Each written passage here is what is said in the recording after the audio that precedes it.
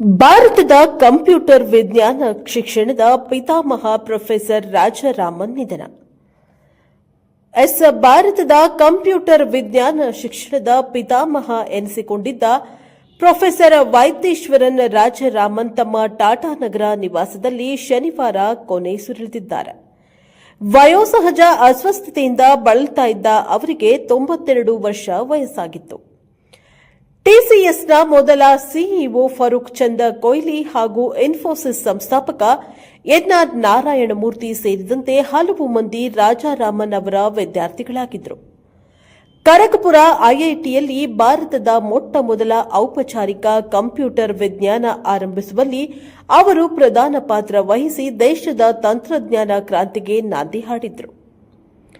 1933ರಲ್ಲಿ ಜನಿಸಿದ ಪ್ರೊಫೆಸರ್ ರಾಜಾರಾಮನ್ ಭಾರತದ ಕಂಪ್ಯೂಟರ್ ಕ್ಷೇತ್ರವನ್ನು ರೂಪಿಸಲು 6 ದಶಕಗಳ ಕಾಲ ಗಣನೀಯ ಸೇವೆಯನ್ನ ಸಲ್ಲಿಸಿದವರು.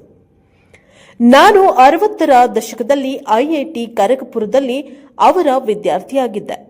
ಅವರೊಬ್ಬ ಪ್ರಾಜ್ಞ ಹಾಗೂ ವಿದ್ವಾಂಸ.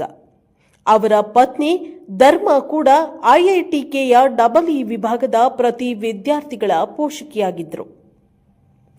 ಯಾವುದೇ ಬಗೆಯ ಮಾರ್ಗದರ್ಶನಕ್ಕೆ ಅವರು ಸದಾ ಲಭ್ಯರಿದ್ದರು ಎಂದು ನಾರಾಯಣಮೂರ್ತಿ ಅವರನ್ನ ನೆನೆದಿದ್ದಾರೆ.